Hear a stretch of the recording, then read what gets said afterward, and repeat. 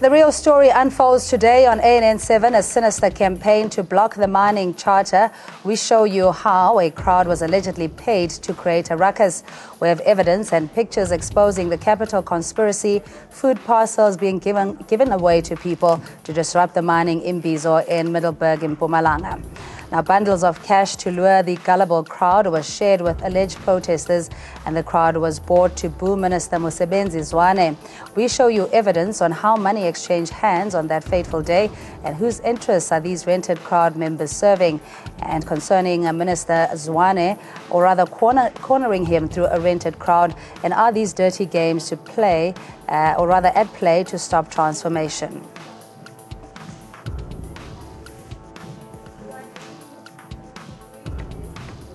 Good evening and welcome to Africa News Network First Fast Live. My name is Cindy Mabi. Good to have you.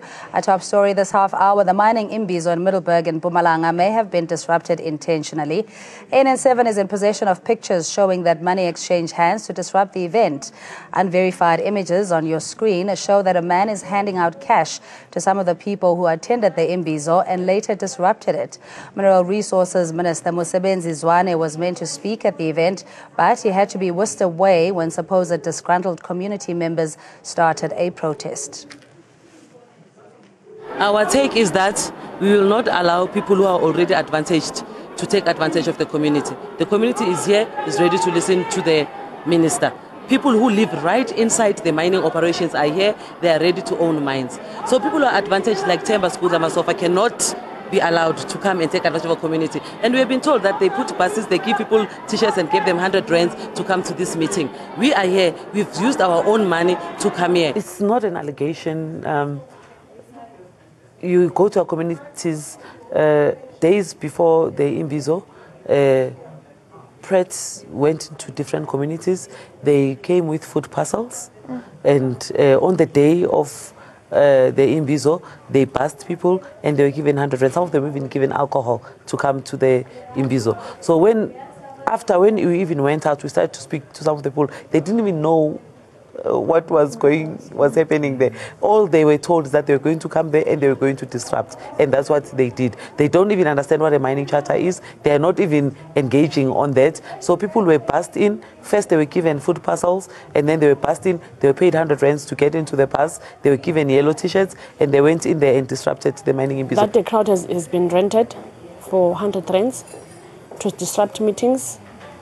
To have a total standstill of progress. So they're very true. I mean, the evidence says it all. If you do have, disposal where Temba Skudla, well known as Masofa, others they call him Goma Goma Masofa, who is a wealthy business person. Who is dominant in the construction sector. So yeah, he's renting crowd to disrupt meetings, and they do that for a piece of bread. And you would understand how we come from vulnerable families. There's high level of unemployment. And if we are going to be given 100 rand a day, it will make a difference for that day. And tomorrow, they'll give you another 100 rand to go and disrupt somewhere. So they're doing this just for them to get bread and butter. We understand the vulnerability of those people. However, we also take note that Masofa is capitalizing on that. Initially, it was reported that the community members were against the Imbizo because the Premier David Mabuza was not invited. However, the minister informed the resident that he followed procedure and invited the Premier. Some Imbizo participants say a dialogue aimed at knowledge exchange was derailed by politics. The minister in turn says a scheduling clash is the reason behind Mabuza's absence. The minister says the huge turnout at the Imbizo is evidence of the need for dialogue on the transformation of the mining industry. The Imbizo follows the introduction of the new mining charter, which requires increased black ownership in the mining industry. We were taken for a ride. We thought this is an opportunity for people to be empowered through knowledge from the minister, obviously through mining charter that he was going to present. But unfortunately, a bunch of these people tend to make this whole thing about politics. The studio is Mosiri Tsiane from the South African Liberty Foundation. Adil Nchabileng is the president of Transform RSA. Good evening to you, gentlemen, and thanks so much for your time. But who in their rightful mind would want to disrupt something that would benefit a community that so much needs economic participation, especially at this time? Adil. Thank you so much, and hello, Cindy, and good evening to all our viewers tonight. The whole process is quite questionable because it really doesn't make sense why a community will disrupt a program which is intended to benefit the community. This is clearly a political sabotage intended to derail the launch of the mining charter itself. And it's quite questionable why would communities be up in arms against something that is intended to benefit communities. Yeah, we had a panel earlier on who did allude to the fact that there was money being exchanged. We have evidence and pictures to that effect, that there is a deliberate conspiracy to derail the mining charter, which would possibly benefit either the chamber or those with vested interest. Mosiri, what do you make out of this? Not only would you say that this is a derail made by just few individuals. You have certain members of the African National Congress at the leadership who feel that they do not agree with this. But by and large, these are people who are participating in mining industry in overall. Yeah. But why would anybody want to stop black from participating in this? Why would anybody want to say that you shouldn't have a 4% increment into a black power? Why would you not give that much power? Just 4%. The reasons are very simple, that economy is better served when it's in white hands. That's how people feel. And by and large, this monopoly that we're talking about in general, the white monopoly that others are denying exists, is having an impact globally. You know, you can imagine that the minerals we produce are refined somewhere in other countries. And those painted gold countries don't necessarily have the gold. They don't even produce gold. We are the ones who are producing, yet we are the ones who are poorer every day. Okay.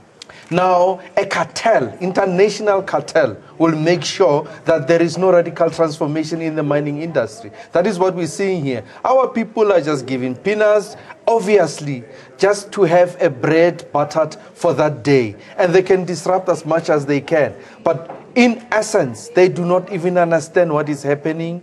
They are denied the truth. They do not even know that there is going to be a benefit for the people based on this new chapter, which seems to cater overall, not only those that will be participating in management sector, but your communities will be benefiting in large. Something very radical. The best thing that has ever happened in the mining industry is this. No wonder why you would find that people can take it to court.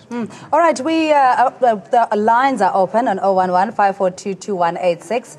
And you can also engage us on social media. Joining us now is Thabo Modau, Regional Secretary for the South African National Civic Organization. Mr. Modau, thanks so much for your time. As we were saying, you can't fathom why people would want to disrupt an event that is essentially there to explain a process that is going to benefit them materially later on. In your view, what is going on here? Greetings, Cindy, and your viewers, and the two gentlemen there. Look, Cindy, we have said it in the past. We come from this region. These people were even mobilized outside of Nkangala region. Majority of them were coming from Gertsiband, as far as Lichtenburg, some of them. Now, it is clear, if you look at that organization, Brett, talking here, I'm not sure if I'm safe, Cindy, I can tell you. That organization is known for terrorizing events in this area of South Africa.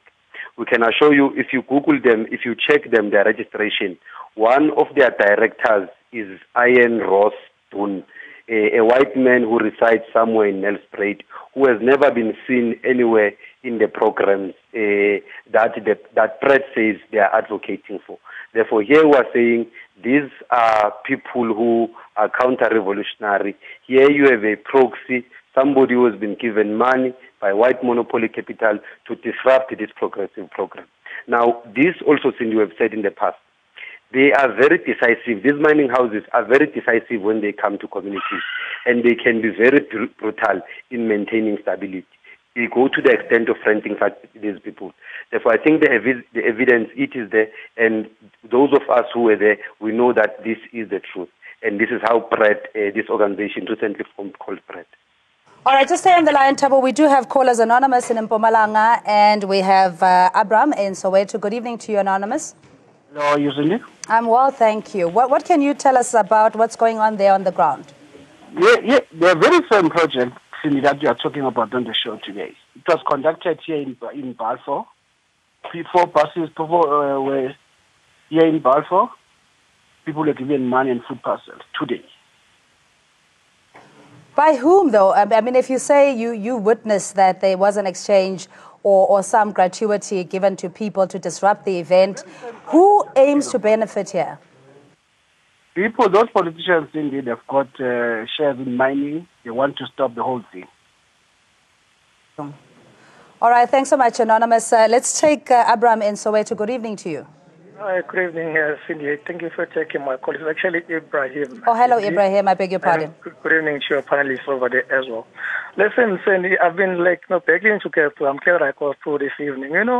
What we see on TV, this in particular in AN7, we thank you for this channel because, most of us who who are fortunate enough to have DSTV are fortunate to be exposed to kind of things. And it's actually hurting that, you see the propaganda of other media out there. That currently, I just turning into, what you call that, 4-3, CNA or something like that. They're showing something else that's got nothing to empower people of this country. But in fact, they're busy peddling other agendas that are actually anti-black. But what is your point regarding this debate? My point is that actually it's ashaming to see a black person who's going out there feeding people hydrogen to go and protest against their own program that is meant to benefit them, that is meant to uplift their lives. Today we are fighting each other. I mean, for our own good. We've got our own black people who are standing against us because they've already benefited, standing on the way of transformation in this country. I talked to some. I'm sorry, just give me a second, Cindy. I'm involved into some other groups like WhatsApp groups. When you hear things that other black people say there, and it tells you a lot how behind we are as black people in terms of information. Yeah, Ibrahim, we've been blinded by other people out there. Yeah, sorry, really appreciate your call. Zipporah in the Northwest, good evening to you. Hello, how are you? I'm well, how are you? Fine, thank you. Mama Kiko bua Setswana. Hello? Go siame ma. Ntho e ke bonang fana e re bontsha gore ke nnete ha re santsane re le ko morago ra rekwa. Re rekwa ke batho ba batho, ke makgowa. Gobane ka mokgwa ntate a etsang ka teng ona wa di mining o a re tlhabolla o re tsenya mo di businesseng jale rona re santsane re na le boko morago ra rekwa ka di 100 rand, which is wrong. Ke bathonyana fela ba ba against ka ntwena ka mokgwa ke bonang ka teng. So tshwanetse re ba kgalemele re tse sho gore batho ba bang le bona ba thola ha o bua ka di business gona ko di mining Zipporah re tlo etsa yang gore le ba bang re ba tsebise gore ntwe e lokile and e tlo etsa gore le bona ba thole se sengwenyana. Ntwe mo gape o bua nnete mama ka baka la gore ntwena e leng fa ke gopola le kgwale lengwe mo bukeng engwe ya Reader's Digest o ile a bua a re ha o batla go qabanya batho ba batsho o etse jwang ha o batla go ba bontsha gore ba lapile o etse jwang gore ba re bontsha gore re santane re re ko morago ka moggo ke bonang ka teng motho o etsa ntho tsetse o ko morago o na le bo uncivilized ha na le tsebo. Zipporah, essentially saying that it's black on black violence because based on poverty and the ability of capital to purchase disruptors or alleged protesters to disrupt this particular charter, people are gullible and they are desperate. Thabo, just from what you told us, you don't particularly feel safe where you are. You say you've identified this organization that has perpetually wanting to derail the transformation agenda. Is there anything else that you can do? Report them to authorities or expose them at least? Hi, Thabo. Hello, Cindy. What else can you do to expose this organization for their attempts to derail this particular campaign? Yeah, what I can tell you, Cindy, is that what they have done in disrupting the minister, they have actually united the community. If you look at the hall that the community was sitting in, they were only sitting probably in 1.5 rows. And majority of those people who are there, it was organizations over 20, and we have been able to meet them. But I want to send out a message to the people who are given money. If they are given money, because we are saying the Chamber of Mines is responsible for this, if they are given money, they must just take that money and do the right thing.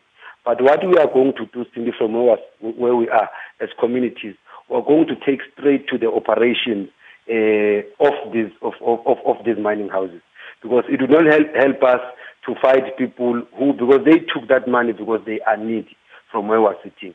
But from where we're sitting, we're mobilizing, and we're uniting with even other organizations to ensure that something of this nature does not happen as we move forward. Please stay on the line. We do have our panelists in studio. Adio, is this where it's going to go now, where we see this level of hostility or mining operations being occupied, as we heard from Sanco, that, you know, if the disruptions continue, they will also retaliate? Look, it's not only Sanco calling for a real decisive way on dealing with this disruption regarding the mining charter. One is we have a big elephant in the room. The mining charter has become the watershed policy that most South Africans have been looking forward to.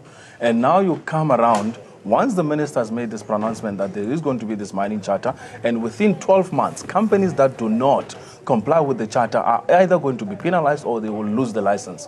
This is a massive shift in terms of policy from a South African point of view. If you remember, the mining charter was instituted a long time ago. After 2000, the mining charter was brought into the phase. The mining companies agreed to follow the previous mining charter, which by today's standards, if it had been implemented then, we would not have this crisis sitting today. So now, post-2017, we're sitting in a situation where a second mining charter, which has just even indicated that instead of 26, an extra 4% in terms of equity and ownership, and make sure that communities, instead of sitting with 2 to 3%, now they can have a far higher percentage in terms of dividends within the communities. So what we're seeing is it's not even the apex of it. We are seeing a beginning of a trend. If encouraged, it will mean there will be a counter trend again. Communities will start taking back and saying, okay, here we have white monopoly capital, which is undermining a charter that is supposed to be benefiting us. What are we going to do with these mines? You're going to start another war, which is not necessary. From a transformed RSA point of view, we are saying to communities that you must understand, and maybe we should be going down to the communities and explaining to them in languages before even the minister arrives, so that they understand the importance of the charter, how they are going to benefit, what it is going to do to improve their lives, and make them understand how they need to participate.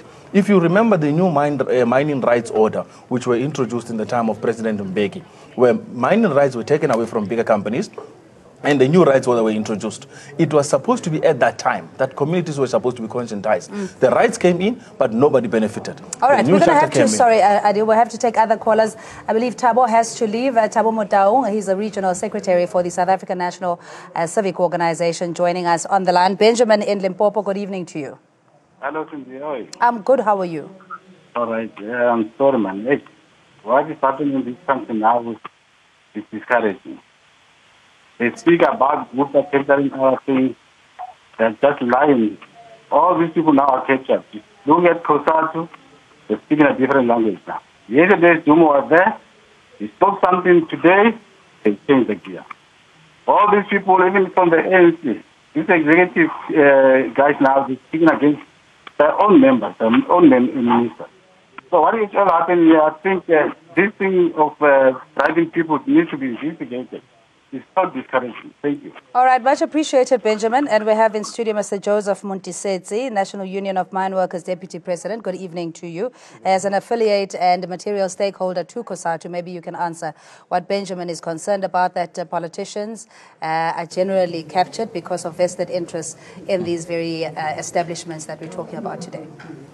Yeah, well, thank you very much. And we want to say that as the National Union of Mine Workers, in our analysis of the present amendment to the Charter, it is divided into 3 categories. That is for communities, the workers, and the free carriers. And for us, the first thing that was supposed to be done was to make an evaluation of the charter in terms of implementation, because we believe that the state is responsible for making sure that the charter is implemented to the latter. That has not been done. But in principle, do you agree with the charter? We don't agree with the charter in principle. Our problem is that there are free carriers there, which is 14%, which is given to unidentified individuals. We don't know how these individuals are going to be given this empowerment when workers are not even empowered now. Our position is very clear that that 14% should be shared between the communities and the workers. We cannot toil as mine workers, and then somebody comes from outside and is given 1% of the total turnover. All right, we'll get a reaction from our panelists. Let's take a caller, Mandla in Soweto. Good evening to you, and Chifuta in the Eastern Cape. We come to you next. Hello, Mandla. Hello. How are you? I'm fine. Good evening also to your panel. Yes, sir. What's your question or comment? Cindy, I was born and bred in Witbank, Emarahleni. They call it a mining area. It is a shame and despicable to see us black people behaving in this manner. You see what is happening. As I said, I'm living in Witbank. The community of Emarahleni, they have benefited absolutely nothing from the mining industry. So I find it appalling to see when our minister is introducing some positive things, concerning this mining sector, then our black people behave in this manner. That's a shame, seriously. Thank you very much. Thanks so much, Mandla. Chifuta in the Eastern Cape. Good evening to you. Good evening, Cindy. You're speaking to Chifuta from the Eastern Cape. I would like to say, actually, the minister must rest assured that he's doing something right. Forget that halapalu that is all made, that this is a regulatory assault on the Chamber of Mines. The new mining charter would not create jobs. In actual fact, many workers are being retrenched now in numbers in the mines. So the minister must rest assured he must continue actually with the implementation of the new charter. We're talking about radical economic transformation, and the white monopoly capital has to keep on, in actual fact, raping the resources without the benefits to the communities. The minister must continue. All I want to say, the minister must continue with the implementation of the new charter. Let them go to court. Let them go to court if they want to interdict it. At the end of the day, the minister will be vindicated. All right, Chifuta, thank you so much. We have Tembi in Johannesburg. Good evening to you. You are our last caller on this debate. Oh, good evening, Cindy. Good evening. And your panel. Cindy, I just want to say thumbs up to Minister Zwane. You know, I'm one of the people that participated in the draft of this mine in 1997 under the late Minister Stella Sigao Phumzile Mlambo-Ngcuka. There are implementation on the previous charter that were not implemented by these mines. Example, people were promised, they committed that there will be laundries in all these mines to empower black females in the industry. That didn't happen. And now we've got the mining charter that speaks to our need.